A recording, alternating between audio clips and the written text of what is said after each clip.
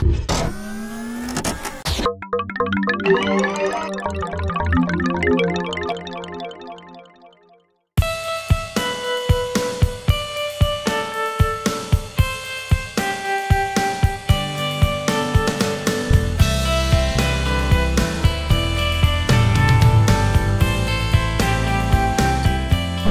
je m'appelle Budon Hélène, je suis étudiante en master de droit des contentieux et je suis présidente de l'association du Rassemblement estudiantin vers l'excellence en sciences juridiques et économiques, donc l'association REV SJE. Aujourd'hui, nous organisons cette foire culinaire qui a été organisée pour la première fois vendredi dernier.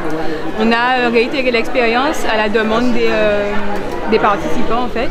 Nous avons décidé d'organiser ces foires pour pouvoir financer un projet qui nous tient à cœur, la première édition du gala de la faculté SJE. Le gala est une manifestation qui vise à réunir les étudiants, les anciens étudiants et des professionnels, ainsi que le corps administratif de la faculté, le corps enseignant. Le gala a pour but de redorer l'image de la faculté, de faire connaître l'histoire de cette faculté, parce que cette faculté a une histoire particulière qui est méconnue du plus grand nombre et on souhaite justement faire connaître cette histoire, expliquer aux gens le pourquoi en fait, de la création de cette faculté. On veut mettre en avant les étudiants parce qu'on a de brillants étudiants ici, de brillants doctorants, docteurs, professeurs, et on veut les mettre un peu en avant. Aujourd'hui, on a de nombreux noms, de nombreuses personnalités de la Guadeloupe qui font la Guadeloupe d'aujourd'hui et qui ont été étudiants à l'UAG, pas précisément à la faculté de droit. À titre d'exemple, on a Marie-Luce Panchard qui est une ancienne étudiante, elle a eu une maîtrise d'économie ici. Victorin Lurel qui est un ancien étudiant. Madame Justine Bénin qui est deuxième vice-présidente du conseil régional aujourd'hui, présidente de l'école de la seconde chance qui est cadre à Pôle emploi. On a beaucoup d'anciens étudiants qui sont aujourd'hui, qui font la Guadeloupe d'aujourd'hui. Pour la filière juridique par exemple, sur la centaine d'avocats qu'on a, beaucoup ont fait leur cursus entier ou en partie à l'UAG. Et ça, on ne le sait pas suffisamment.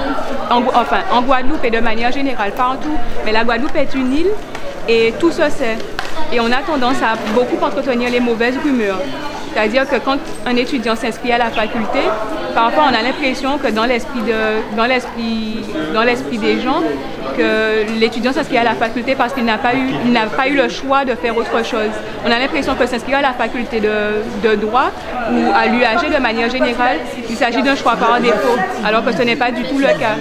Moi, en m'inscrivant ici, on m'a dit « Ah, tu vas au BVF, tu vas jouer à la belote, tu vas faire un doctorat de belote. » Aujourd'hui, je suis en Master 2.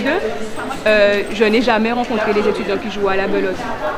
Donc, comme dans toutes les facultés, il y a une minorité d'étudiants un peu en marge, mais ce n'est pas une généralité et la faculté de droit ne fait pas exception.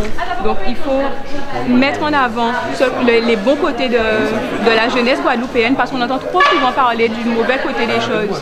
Le chômage chez les jeunes, la violence chez les jeunes, mais parle-t-on des jeunes qui réussissent? Parce qu'on a de brillants étudiants ici, on a des étudiants, des professeurs qui sont reconnus à l'étranger et pas sur leur propre sol. On dit qu'on n'est pas prophète dans son pays, mais il faut parfois savoir contrebalancer les choses et mettre en avant notre réussite parce que nous avons du savoir-faire et du savoir-être et nous avons de bons exemples à montrer. Le gala a pour but de montrer justement ces bons exemples et de dire aux étudiants, mais voilà, eux ils étaient ici comme nous et regardez qui ils sont aujourd'hui. Ça nous permet de faire ça.